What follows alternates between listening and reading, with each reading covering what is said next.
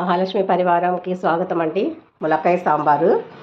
ములక్కాయ సాంబార్లో ఇవన్నీ కూడా వేసుకోవచ్చండి. కూరగాయ తినని పిల్లలు ఎవరైనా ఉంటే ఇలా సాంబార్లో కలిపి వేసేయండి. ములక్కాయ, బెండకాయ, వంకాయ, టమాటా, ఉల్లిపాయలు, చిన్న చిన్న రౌండ్ ఉల్లిపాయలు ఉంటాయి కదండి, ఒక 5-6 వేసుకున్నాను. సాంబార్ కారము, సాంబార్కి చాలా బాగుంటుందండి సాంబార్ కారము. నేను వేరే మళ్ళీ ఇంకొకసారి చేసి చూపిస్తానండి వేరేగా. దీనికి తాలింపు దినుసులు, కల్లుప్పు అయితే బాగుంటుందండి సాంబార్కి. పచ్చిమిరపకాయలు కొంచెం ఎక్కువే తీసుకోవాలి సాంబార్కి. ఒక 5-6 చీలికలుగా కోసుకొని తీసుకోవాలి.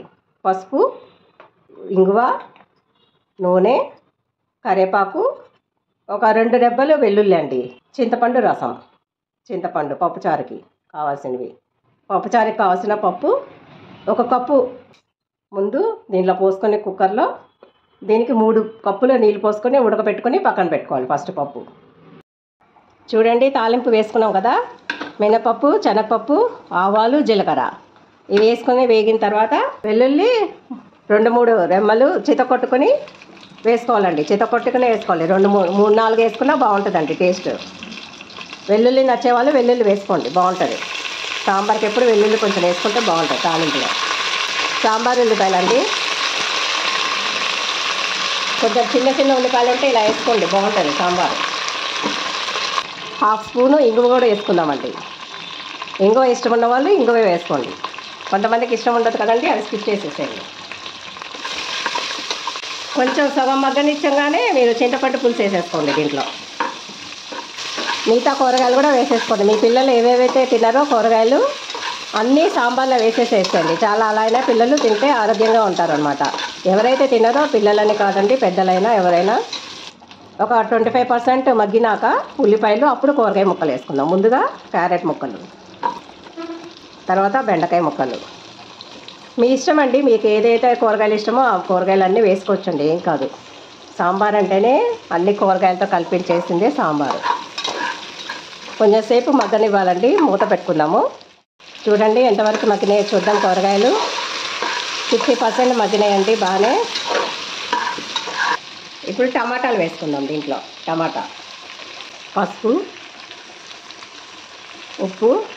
పప్పుచారుకి ఈ కూరగాయల ముక్కలకి ఎంత పడుతుందో అంత వేయండి, కొంచెం వేయండి, ఎక్కువ వేయకూడదు. పప్పుచారుకి సరిపడేంత వేయకూడదు. ఓన్లీ కూరగాయల టేస్ట్ కోసమని కొంచెం వేస్తాం అంతే. కొత్తిమీర కూడా ఇప్పుడే వేసేసుకుందాం. కరివేపాకు, కొత్తిమీర కూడా మగ్గిపోవాలండి బాగా, అప్పుడే పప్పుచారు నిల్వ ఉంటాయి, లేకపోతే నిల్వ ఉండవు. ఇప్పుడు పప్పుచారుకి సరిపడినంత కారం వేసేసుకోవాలండి. ఇది సాంబార్ కారము. నేను ఇంకొక లాగ్లో చేస్తానండి ఎలా చేసుకోవాలో. సాంబార్ కారము సాంబార్కి, పప్పుకి, కూరలకి చాలా బాగుంటుందండి ఈ మసాలా కారము. ఇంకోసారి నేను చూపిస్తాను. దీనికి కొంచెం ఎక్కువ వేసుకోవాలండి, మరీ తక్కువ వేసుకున్నా బాగోదు. ఇదేమి స్పైసీ లేదండి మా కారం, అందుకనే కొంచెం వేసుకుంటున్నాను నేను. ఒక 3-4 స్పూన్స్ వేసుకుంటే బాగుంటుంది.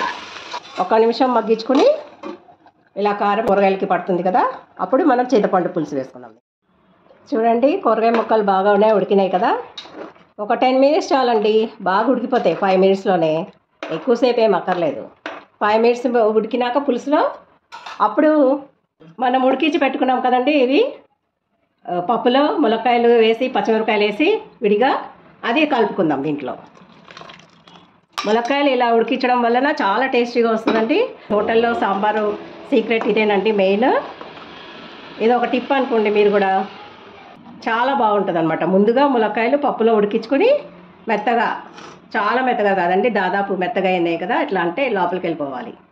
ఇప్పుడు ఈ పులుసు వేసిన కూరగాయ ముక్కల్లో ఒక 10 నిమిషాల దాకా మరిగించుకోవాలన్నమాట. మీ కన్సిస్టెన్సీ చూసుకోండి, మరీ పలచగా ఉండకూడదు. ఎంత బాగా మరిగితే అంత బాగా సాంబారు చాలా టేస్టీగా ఉంటుంది. ఒక 10 నిమిషాల పాటు కదిలించకుండా మరిగించండి బాగా. ఈ లోపల మనకి అన్ని ముక్కలు మెత్తగా అయిపోతాయి. చూసుకుని మీకు వాటరు ఎంత కన్సిస్టెన్సీ కావాలో ఈ స్టేజ్లోనే వేసుకోవాలండి, తర్వాత వేసుకుంటే బాగోదు.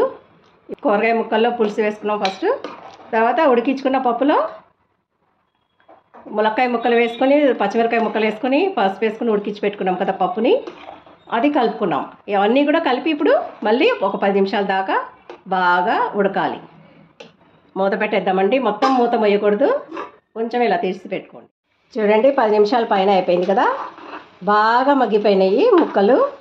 మరీ మెత్తగా కూడా అవ్వకూడదండి, ఉడికితే చాలు ముక్కలు. సాంబార్లో. ఇంకొంచెం సేపు వేడికి చూడండి ఎంత మెత్తగా అయిపోయిందో. ములక్కాయ,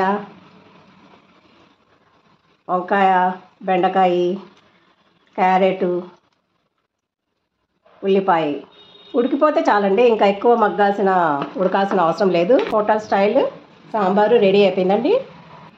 మీరు కూడా ఇలా చేసుకుని ఆనందించండి. ఓకేనా? ఉంటానండి. మరిన్ని వీడియోస్ కోసం ఈ వీడియోని లైక్ చేసి, షేర్ చేసి, ఛానల్కి సబ్స్క్రైబ్ చేసుకోండి. ఆ గంట సింబల్ మీద కొట్టే ఆల్ అని సెలెక్ట్ చేసుకుంటే మీకు నేను వీడియో పెట్టినప్పుడల్లా నోటిఫికేషన్స్ వస్తాయి.